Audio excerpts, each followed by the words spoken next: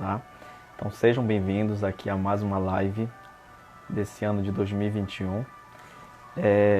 Hoje nós vamos tratar desse tema, tá? Que é muito importante. Fizemos a enquete lá no Stories e muita gente, né, votou nesse tema. Eu dei lá 3 temas para a gente poder escolher um. E hoje estamos aqui para poder falar sobre as 10 dicas, né? Para que a gente possa ter ali um controle sobre a nossa ansiedade, a gente trabalhar essas questões que são essenciais, né? Para que a gente possa ter uma boa qualidade de vida. Então já tem gente chegando aí, tá? Sejam bem-vindos, fiquem à vontade. No final eu vou tentar responder algumas perguntas, caso tenha alguma pergunta, tá? Mas fiquem à vontade para a gente poder bater esse papo hoje à tarde, tá bom, gente?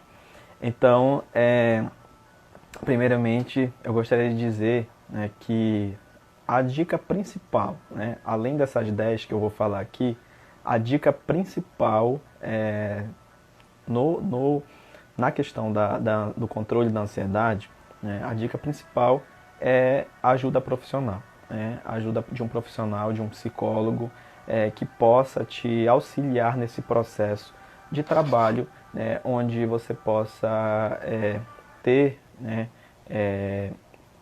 um controle sobre a ansiedade, conviver, saber lidar com essa emoção, né, saber lidar com esse estado emocional. Obrigado, Bruno. Prazer muito grande ter você aqui, viu? Fique à vontade aí, tá bom? Se quiser perguntar alguma coisa, estou aqui para poder responder, tá? Então, gente, me dei só um minutinho que eu vou colocar aqui o nome da live, tá bom? Rapidinho, deixa eu ver se eu acho aqui, que eu me enrolo às vezes nessa para colocar o nome aqui.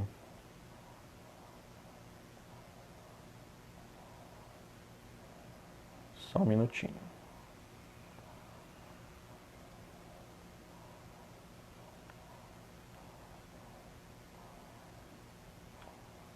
Tá, depois eu coloco. Enfim, as pessoas estão entrando aqui. Vamos começar, tá? Bem, então eu sou o Vicente, tá? Eu sou psicólogo clínico, para quem me acompanha aqui, que está vindo a primeira vez também, quem está assistindo, que não é meu seguidor, mas que está assistindo aqui, eu fico muito feliz de estar podendo ajudar de alguma forma, tá?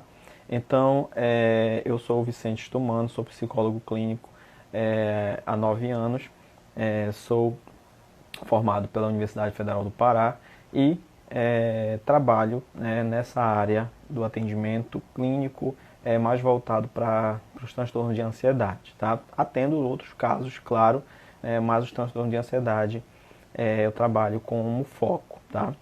Bem, então para começar, né, como eu disse, o pontapé inicial para a gente poder fazer essas orientações, né, é através do psicólogo. Né? O psicólogo ele é o profissional que vai estar auxiliando nesse processo, né, esse processo de escuta, nesse processo de orientação, né, nesse processo onde você vai estar se conectando com você mesmo para saber o que está acontecendo. Tá? Bem, então a primeira orientação, a primeira dica, né, que a gente sempre repassa para os nossos clientes, nossos pacientes, é que a pessoa ela preste atenção nela mesma, né, para ela tome consciência do que está acontecendo com ela, tá? Essa tomada de consciência, né, se auto-perceber. A primeira orientação é essa. Se a gente não se auto-perceber, o que está acontecendo com a gente, no que a gente está pensando, em como eu estou pensando, o que está acontecendo fisicamente no meu corpo, né? Então eu não consigo avançar. Se eu não tomar consciência do que está acontecendo comigo, né, eu não consigo avançar em outras fases. Então eu preciso perceber. Primeiro passo é tomar consciência, né? Prestar atenção em você. Né? Prestar atenção no que está acontecendo com você, com seus pensamentos, no que você está focando. Tá? E aí, acalmar. Né? Através de quê? Através da minha respiração. Através da sua respiração, você vai você vai acalmar os seus pensamentos, né? Você vai acalmar suas emoções. Como que eu vou fazer isso, né? Respirando calmamente pelo nariz, tá? Então essa é a primeira orientação. Respirar calmamente, respirar pelo nariz e soltar pela boca. Calmamente, porque a partir da minha respiração, eu vou enviar para o meu cérebro a informação de que está tudo bem, está tudo tranquilo, que não tem nenhum perigo, que eu não preciso, digamos assim, focar naquele pensamento ali e que eu preciso acreditar que aquele pensamento, que aquilo que eu estou pensando ali exageradamente, existe na minha vida, né? Então, o que acontece funcionalmente, né? O que acontece internamente? É só explicando como que acontece essa ansiedade.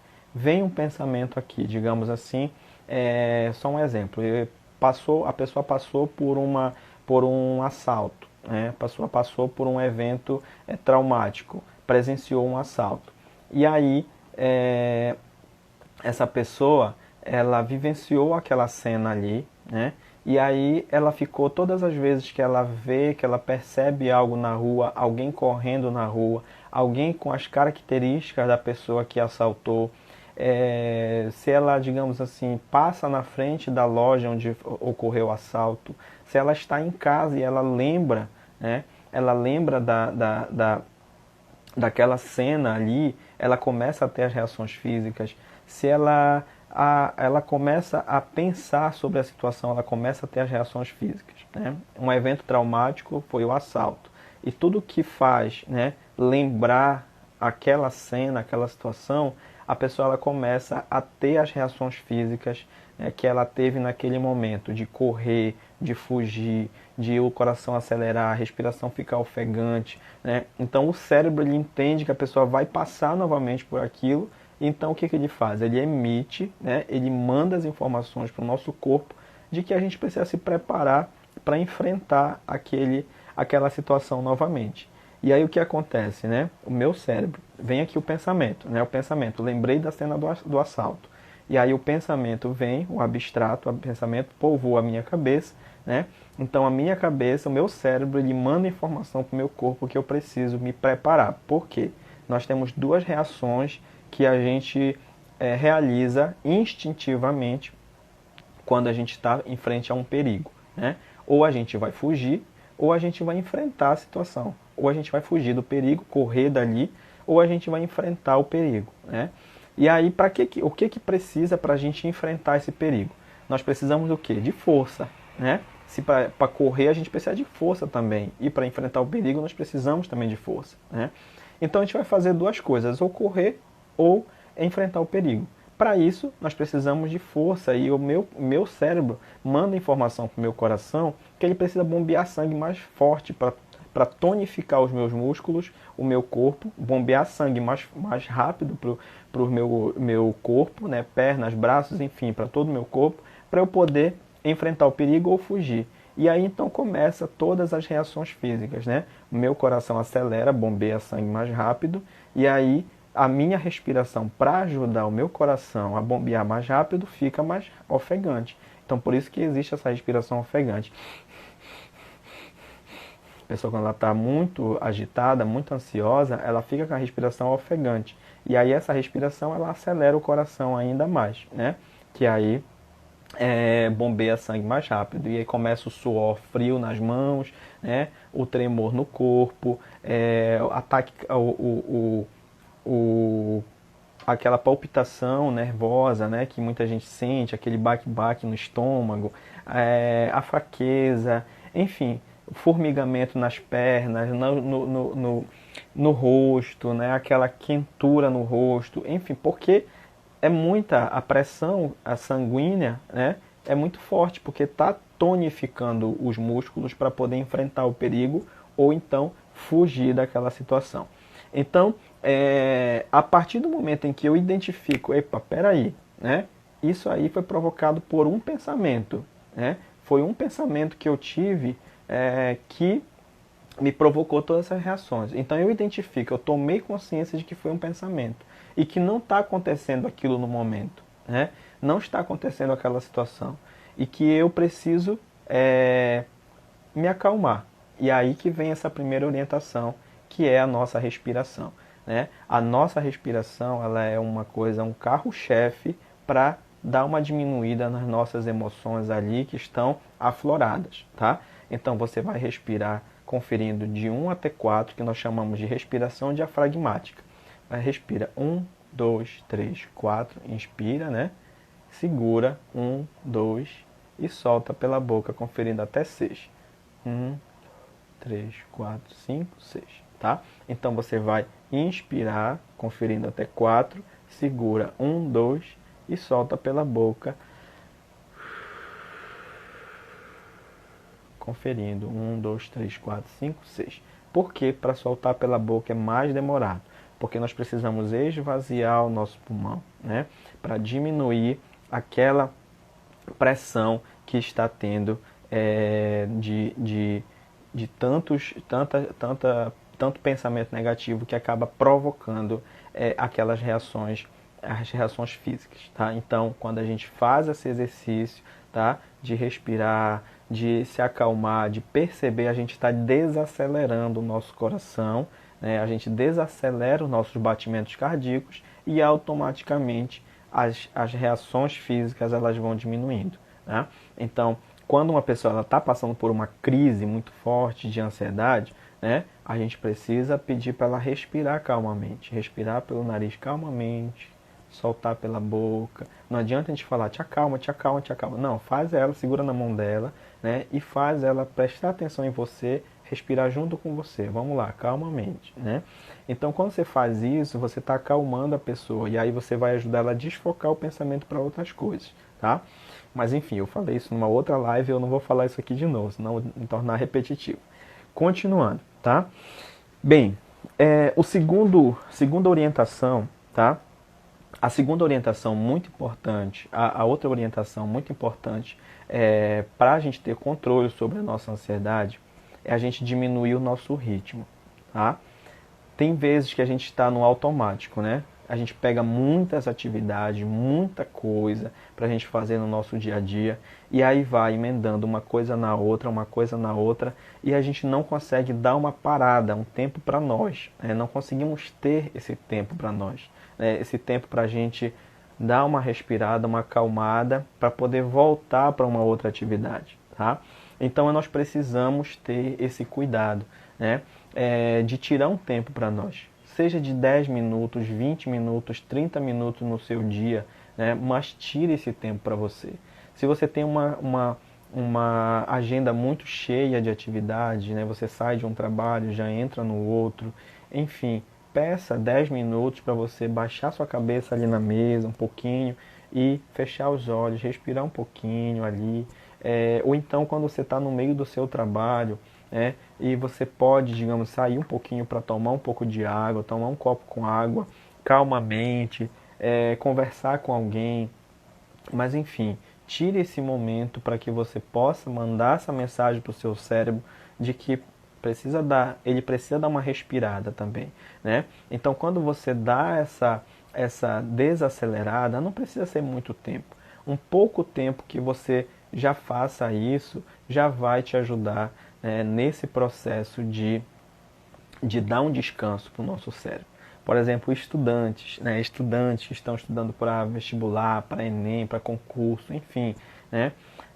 Se você massificar muito o seu cérebro de muita informação, tem um momento que ele não absorve mais nada, né? Se você, por exemplo, você está estuda a manhã toda, né? Chega em casa, só termina de almoçar e já senta novamente para estudar, e à noite novamente, não tira nenhum momento de descanso. Tem um momento que o seu cérebro está só passando mesmo o olho ali, né? Não está conseguindo absorver nada.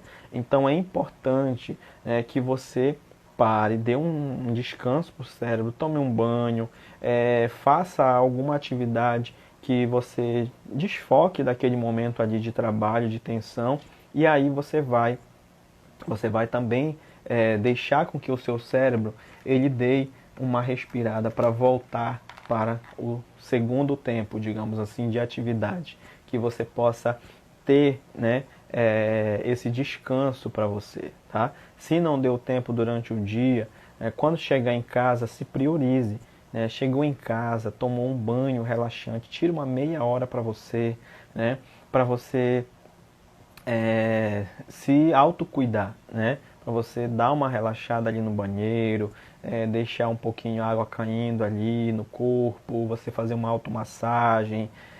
São pequenas orientações no nosso dia a dia, mudanças no nosso dia a dia, que são primordiais para que a gente possa diminuir o estresse, para a gente dar uma parada no nosso dia, né? Para a gente poder retomar, recuperar nossas energias daquele dia que foi desgastante de trabalho. Então, faça isso, né? Diminua um pouquinho o seu ritmo, né? Se você se sente muito ansioso, se você se sente muito atarefado, né? Preocupado com muita coisa, né? Tire um tempo, deixe tudo de lado um pouco e tire um tempo para você. Você vai ver a diferença que vai fazer na sua vida, você vai retomar suas atividades com muito mais produtividade, tá? Outra orientação, né, que você precisa fazer, tá? Que a pessoa que tem ansiedade, ela precisa fazer para controlar, que ajuda a controlar, é aprender a dizer não, tá? Aprender a dizer não é muito essencial na nossa vida, tá? Por quê? Muita gente tem um comportamento permissivo, né? Aceita tudo, seja no seu ambiente de trabalho, seja nos relacionamentos, na relação familiar, com os amigos, enfim, acaba aceitando tudo, né? Dizendo sim, sim, sim para tudo. E a gente precisa saber dizer não também, né? A, esse comportamento passivo, esse comportamento permissivo demais, né, ele acaba afetando a pessoa, porque às vezes a pessoa ela não quer fazer determinada atividade e acaba aceitando, né, justamente porque não consegue dizer esse não, né, e aí acaba aceitando. Só que o que acontece? A pessoa ela aceita algo que ela não queria, e aí ela começa a sofrer, né? Depois ela começa a pensar naquilo e, poxa, por que eu não falei não? Por que eu aceitei isso? Eu não queria, não concordo com isso, mas acabei aceitando. Então, dizer não, ele é essencial na nossa vida. A gente acaba tendo mais, né, qualidade de vida quando a gente diz não, né? É uma forma assertiva. E aí existe 3 formas de a gente lidar no nosso dia a dia, que são as habilidades sociais, né? Que é a passividade, né? A pessoa que não sabe dizer não, ela é muito passiva, aquela pessoa que aceita tudo, que mesmo às vezes estando certo, ela não consegue falar sua opinião quando o outro fala que está errado, né? Ela não consegue expor sua opinião, não consegue se defender, acaba dizendo sim para tudo, aceitando tudo aquilo ali, né? Então isso traz sofrimento para a pessoa. Existe um comportamento agressivo, que é aquela pessoa super agressiva, onde ninguém pode falar nada para ela, que ela já dá uma patada, enfim, e aí isso acaba gerando também outras reações com outras pessoas, como a vingança, sentimentos negativos, raiva, enfim, outros sentimentos que também prejudicam a pessoa que é agressiva. E o sentimento assertivo, a habilidade, né, social assertiva, onde você, que é a mais recomendada, a assertividade, onde você vai entrar em acordos, dar sua opinião, ouvir a opinião do outro, e fazer acordos para que haja uma convivência, para que ninguém dos dois, nenhuma das partes saiam ofendidas ou magoadas daquela relação, né? Então, é importantíssimo que a gente possa trabalhar, né, essa fala do dizer não no nosso dia a dia, de forma assertiva. Muitas vezes a gente fala não, a pessoa sai daquela conversa ali pensando que é um sim, né? Então a gente precisa saber dizer esse não, né, para que a gente não se magoe, para que a gente não se machuque sem aceitando algo que a gente não quer, tá? Então essa é uma outra orientação. Aprenda a dizer não. Coloque limites nas suas relações, nas coisas com que você se envolve no seu dia a dia, tá? Outra orientação, tá? Que aqui eu queria colocar é que a gente possa exercer, né, o nosso lado positivo. Né? Então escreva todos os dias, no final do seu dia, pelo menos 5 coisas, né, positivas que você alcançou naquele dia. Quando a gente está passando por um momento difícil, que está, digamos assim, um dia pesado, ou então uma coisa negativa, pensamentos negativos que estão rondando ali na nossa cabeça, a gente costuma focar sempre no problema, né? Ah, só aconteceu coisa de ruim no meu dia, só aconteceu coisas que me deixaram para baixo, que me trouxeram sentimentos negativos, enfim. Então a gente começa a pensar sempre nisso, né? É, e é importante também a gente visualizar um outro lado. É importante a gente visualizar também o que acontece de bom no nosso dia. Né? Então, isso faz com que a gente provoque em nós sentimentos positivos também. Sentimentos de alegria, de gratidão por a gente ter conseguido conseguido alcançar aqueles objetivos naquele dia. E a gente às vezes foca só em coisas grandes, né? Em coisas maiores, digamos assim. A gente só foca, eu só vou ser feliz se eu conseguir comprar, sei lá, um carro, só vou ser feliz se eu conseguir um emprego, se eu conseguir passar na faculdade, se eu conseguir... Enfim, eu foco muito em coisas grandes.